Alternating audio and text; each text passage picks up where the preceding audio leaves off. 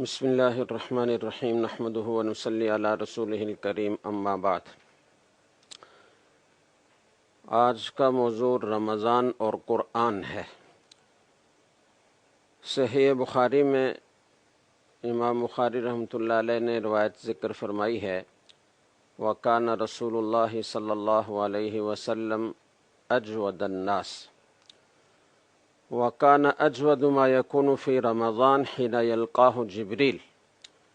وَكَانَ يَلْقَاهُ فِي كُلِّ لَيْلَةٍ مِّن رَمَضَانَ فَيُدَارِسُهُ الْقُرْآنَ فَلَرَسُولُ اللَّهِ صلی اللہ علیہ وسلم أَجْوَدُ بِالْخَيْرِ مِنَ الرِّيحِ الْمُرْسَلَةِ۔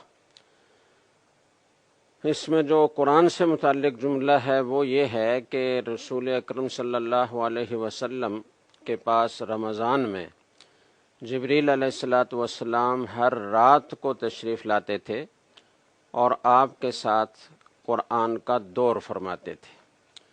اور قرآن کریم میں آتا ہے کہ شہر رمضان الذی انزل فیہ القرآن، رمضان کا مہینہ وہ مہینہ ہے کہ جس میں قرآن نازل کیا گیا۔ انا انزلناہ فی لیلۃ القدر، ہم نے قرآن کریم کو لیلۃ القدر میں نازل کیا جو رمضان میں آتی ہے، یعنی قرآن کریم لوح محفوظ سے آسمان دنیا پر یکبارگی رمضان میں اور رمضان کی لیلۃ القدر میں نازل ہوا، اور پھر آسمان دنیا سے رفتہ رفتہ بقدر ضرورت 23 سال کے عرصے میں نازل ہوتا رہا۔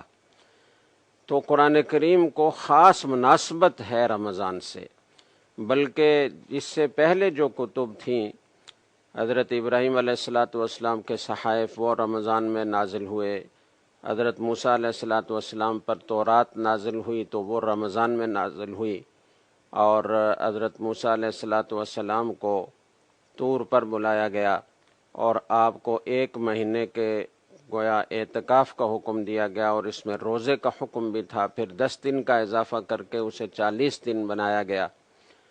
اسی طرح حضرت عیسیٰ علیہ السلام پر انجیل نازل ہوئی تو ان کو بھی روزہ رکھنے کا حکم دیا گیا اور خلوت کا حکم دیا گیا۔ تو اس سے بہت واضح طور پر معلوم ہوتا ہے کہ اللہ تعالیٰ کے کلام کو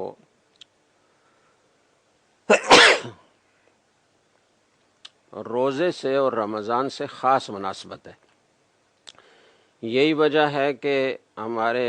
صحابہ کرام رضی اللہ تعالیٰ عنہم سے لے کر اسلاف، ائمہ مجتہدین اور اولیاء اللہ کا بہت رمضان میں قرآن کریم سے شغف رہا۔ حضرت عثمان، 4 حضرات ایسے ہیں کہ جو 1 رکعت میں قرآن کریم ختم کرتے تھے۔ حضرت عثمان بن عفان رضی اللہ تعالیٰ عنہ، حضرت تمیم داری رضی اللہ تعالیٰ عنہ، حضرت سعید بن جبیر رحمہ اللہ تعالیٰ جو حضرت ابن عباس رضی اللہ تعالیٰ عنہ کے مایہ ناز شاگردوں میں سے ہیں، اور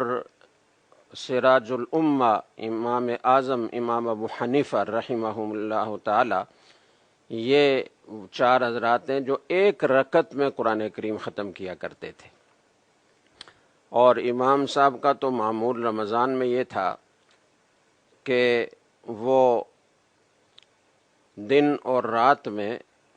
2 قرآن کریم ختم کیا کرتے تھے، اور عید کی رات کو 1 قرآن ختم کرتے تھے، عید کے دن کو 1 ختم کرتے تھے، تو گویا پورے رمضان میں عید کے دن کو ملا کر 62 قرآن کریم ختم فرمایا کرتے تھے۔ امام شافعی رحمہ اللہ تعالی 60 قرآن ختم کرتے تھے، 1 دن میں اور 1 رات میں۔ امام احمد ابن حنبل رحمہ اللہ تعالی کوڑے لگنے کے بعد کمزوری ہو گئی، 80 سال کے قریب عمر تھی، لیکن اس کے باوجود دن رات میں 150 رکعتیں قرآن وہ پڑھتے نوافل کی، اور ہر 7 دنوں میں قرآن کریم ختم کرتے اور ہر 7 راتوں میں قرآن کریم ختم کرتے۔ امام مالک رحمۃ اللہ علیہ کے ہاں جب رمضان آتا تھا تو حدیث کی تدریس اور باقی مشغولیات ترک کر کے بس قرآن کریم کی تلاوت ہی کو اوڑھنا بچھونا بنا لیتے تھے۔ امام بخاری رحمہ اللہ تعالی کا رمضان میں معمول یہ تھا کہ روزانہ دن میں ایک قرآن کریم ختم کرتے اور ہر 3 راتوں میں ایک قرآن کریم ختم کرتے، یعنی روزانہ 1/3 قرآن کریم کی تلاوت فرماتے، اور ایک قرآن کریم تراویح کی نماز میں پڑھ کر ختم کرتے، ہر رکعت میں 20 آیات تلاوت فرماتے۔ تو اس طریقے سے امام بخاری رحمۃ اللہ علیہ رمضان میں 41 قرآن کریم ختم کرتے۔ ایک اور بزرگ ہیں ابو بکر بن عباس رحمہ اللہ تعالی، جب ان کا انتقال ہونے لگا تو ان کی بہن رونے لگیں، تو انہوں نے فرمایا کہ کیوں روتی ہو؟ مکان کے اس حصے میں نے 18,000 قرآن کریم ختم کیے ہیں اور 40 سال تک ہر رات میں قرآن کریم ختم فرماتے رہے۔ ولید بن عبد الملک، اگرچہ اس کا ظلم و ستم بھی مشہور ہے، لیکن قرآن کریم سے بھی اس کا شغف بہت تھا، اور ہر 3 دن میں وہ قرآن کریم ختم کیا کرتے تھے، اور رمضان میں وہ 17 قرآن کریم ختم کیا کرتے تھے۔ مامون الرشید جو بہت علم دوست خلیفہ تھے، اگرچہ خلق قرآن کے فتنے سے متاثر ہوئے اور ان کے دور میں امام احمد بن حنبل رحمہ اللہ تعالیٰ کو کافی آزمائشوں سے گزرنا پڑا، لیکن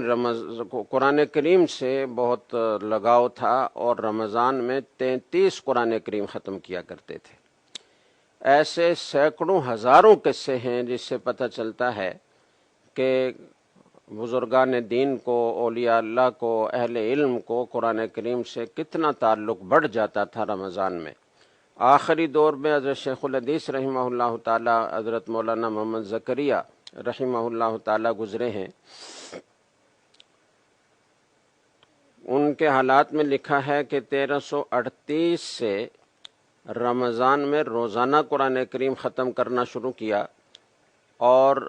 1380 تک یہ معمول رہا، یعنی کوئی 42 سال، بلکہ بعض حضرات کا کہنا یہ ہے کہ اس کے بعد بھی یہ معمول جاری رہا کہ روزانہ قرآن کریم ختم کیا کرتے تھے۔ اور ان کے ہاں رمضان میں تو تلاوت کے سوا کوئی اور مشغولیت ہوتی ہی نہیں تھی، معمول کے اذکار کرتے تھے اور بس تلاوت میں مشغول رہتے تھے۔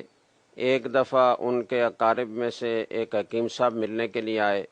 ظہر سے پہلے آئے تو کہا تلاوت کر رہے ہیں، ظہر کی نماز میں ملنے کی کوشش کی تو ملاقات نہیں ہو سکی کہ حضرت نماز پڑھ کر فوراً روانہ ہو گئے، اور اسی طرح جب شام ہونے لگی، افطار کا وقت قریب آیا تو زبردستی دروازے کے اندر گھسے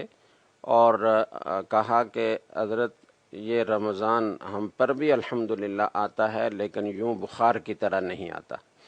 تو یہ بزرگوں کا معمول تھا۔ اور شیخ الحدیث رحمہ اللہ تعالیٰ کی دادی،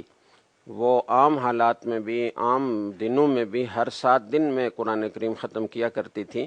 اور رمضان میں 40 پارے روزانہ تلاوت کا معمول تھا۔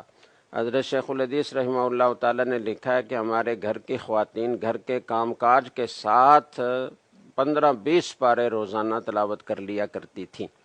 اس دور میں بھی ایسے بعض احباب موجود ہیں کہ جو رمضان میں روزانہ قرآن کریم ختم کرتے ہیں،